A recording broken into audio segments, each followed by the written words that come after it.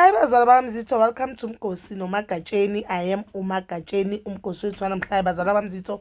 It's about the reality show Philip Slope. Guys, you know Philip Slope has a reality show that called Life with Philip Slope. And guys, I think after this reality show or after the first and second episode, I lost respect for that man. I used to respect him and I respected amateur so because bengimuza go radio we present some on Kaka's FM and some of the interviews where he has been interviewed. I thought he's a family man, even though we know that bakhona abantu abake bathola abantwana before bashata, but that doesn't mean you are not a good person. But I really thought he is a good person. Guys, the second episode of I wanted us to talk about the second episode of Life with Felix Slope. Guys, so we know that Felix Slope last year trended because of his girlfriend Amshia, and there were also WhatsApp chat that were linked where Ayanda is the girlfriend who he really wanted her to be the second wife. Felix Slope has the first wife, the beautiful wife,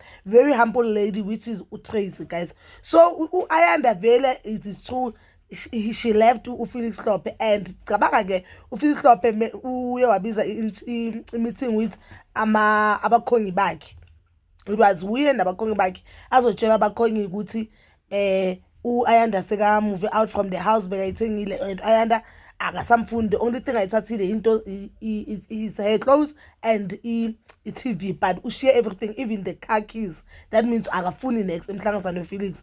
Uthi yena uthe makathi uzama ukukhuluma noAyanda, uAyanda wathi yena uzobuyena naye or she'll only get married to Felix ma uFelix uzovuma ukuthi amthathe yena uAyanda amukise enyangeni yakhe uAyanda ayophalaza lesidliso asidliswe uTrace. Does that make sense? And Felix ayibona into wrong. Uthi makatshela abakhongi uthi sicabaniswe into encane and angifuni ukunitshela lento because angifuni ukuthi umncane nange age but ucabanga njengomuntu omdala. I don't know where ukhona umuntu omdala ofika endaweni athola unkosikazi akhona bese athi unkosikazi omdala udlise indoda. Ungenaphi lapho?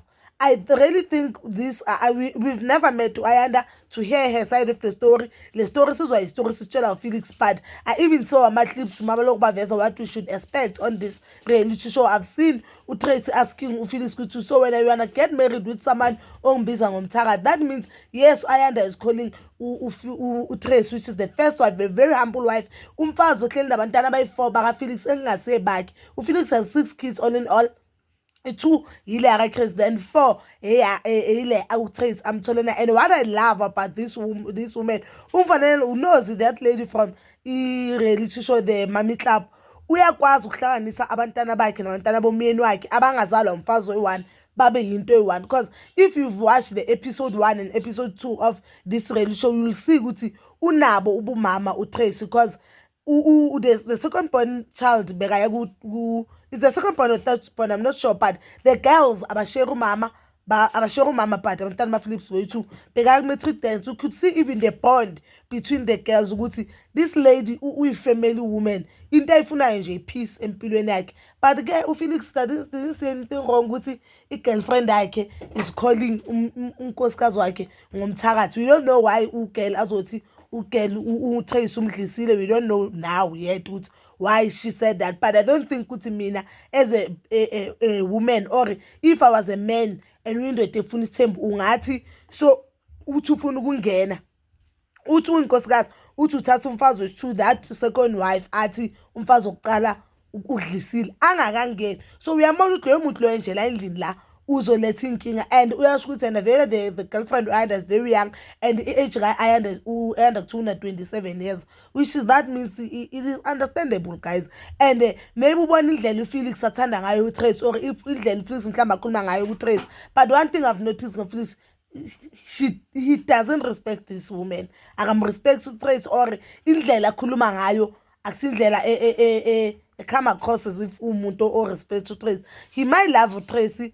He might maybe take anakela uTracy financially and other things, but as for respect, I don't think we am respect, or maybe I'm respect is just that thina vele umuntu mangazwani nayo ngeke understand. Maybe uTracy am understand, but I really don't understand ukuthi yini le uTracy ayihlele lapha uFelix you could see ukuthi uyayithanda le ntombazana. Just imagine your husband calling you ukuthi na intombi yakhe imshiyile, and you could see ukuthi this husband uyagowisha akubizela ukuthi wena uzomduduza, uyasho naye ukuthi uzomduduza ukuthi i-girlfriend yakhe imshiyile. Ukayibona yenza phela le nto leyo Felix. I think le nto leyo yesithembu abantu bayithatha ngenye indlela, and le nto yesithembu abantu now they are abusing amakhosikazi wabo in the name of isithembu, because I don't think ukuthi there's a part yesithembu whereby kuthiwa umama omdala makakuzwisa ubuhlungu kumele uye kumama omncane, umama omncane makuzwisa ubuhlungu kumele uye kumama omdala, bese umama omdala kumele akududuze ngeenkinga zomuzi wakho ezingahlangani naye. But bazalwane zethu, please do comment down below your thoughts, and please don't forget to like, subscribe, share and hit that notification button.